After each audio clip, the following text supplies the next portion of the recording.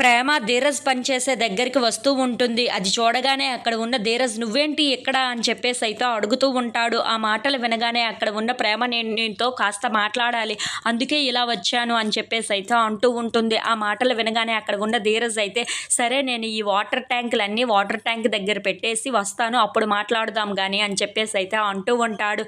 ఆ మాటలు వినగానే అక్కడ ఉన్న ప్రేమ మాత్రం లేదు లేదు నేను నీతోనే రావాలనుకుంటున్నాను, తర్వాత కలిసి ఇద్దరం మాట్లాడుకుందాం అని చెప్పేసి అయితే అంటూ ఉంటుంది.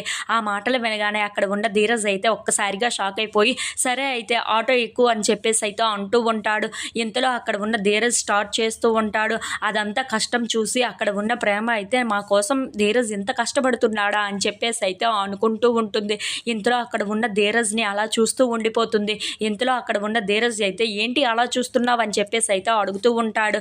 ఆ మాటలు వినగానే అక్కడ ఉన్న ప్రేమ మాత్రం ఏమీ లేదు అని చెప్పేసి అయితే అంటూ ఉంటుంది. అలా వాళ్ళిద్దరూ ఆటోలో వెళ్తూ ఉంటారు. వాళ్ళకి బాగా ఆకలేయటంతో ఒక దగ్గర ఆగి భోజనం అయితే చేస్తూ ఉంటారు. ఇంతలో అక్కడ ఉన్న ధీరజ్కి పలబారటంతో అక్కడ ఉన్న ప్రేమ అయితే ఏంటి ఏమైంది అని చెప్పేసి అయితే తన తల మీద కొడుతూ తనకి వాటర్ని అయితే ఇస్తూ ఉంటుంది.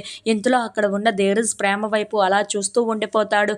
ఇంతలో అక్కడ ఉన్న ప్రేమ ధీరజ్ వైపు చూసి నువ్వు కాలేజీకి రావటం లేదు, క్లాసులు కూడా వినటం లేదు, అలా అయితే ఎలా, నీ చదువు పాడైపోతుంది కదా, అప్పుడు మీ నాన్నగారు నీ మీద చాలా కోపడతారు, అలా అలా ఉండకూడదు, నువ్వు బాగా చదవాలి అని చెప్పేసి అయితే అంటూ ఉంటుంది. ఆ మాటలు వినగానే అక్కడ ఉన్న ధీరజ్ అయితే ఒక్కసారిగా షాక్ అయిపోయి ప్రేమ వైపు అలా చూస్తూ ఉండిపోతాడు. ఇంతలో అక్కడ ఉన్న ప్రేమ అవును ధీరజ్, నువ్వు క్లాసులకి రావాలి, చదువుకోవాలి, నువ్వు బాగా చదవాలనే కదా మీ నాన్నగారు నిన్ను ఇంత కష్టపడి చదివిస్తున్నారు, అలాంటిది ఇప్పుడు నువ్వు క్లాసులకి రావట్లేదు, అలాగే వినటం లేదు కూడా, అలా ఎలా, నువ్వు ఇక నుండి బాగా చదువుకో అని చెప్పేసి అయితే అంటూ ఉంటుంది.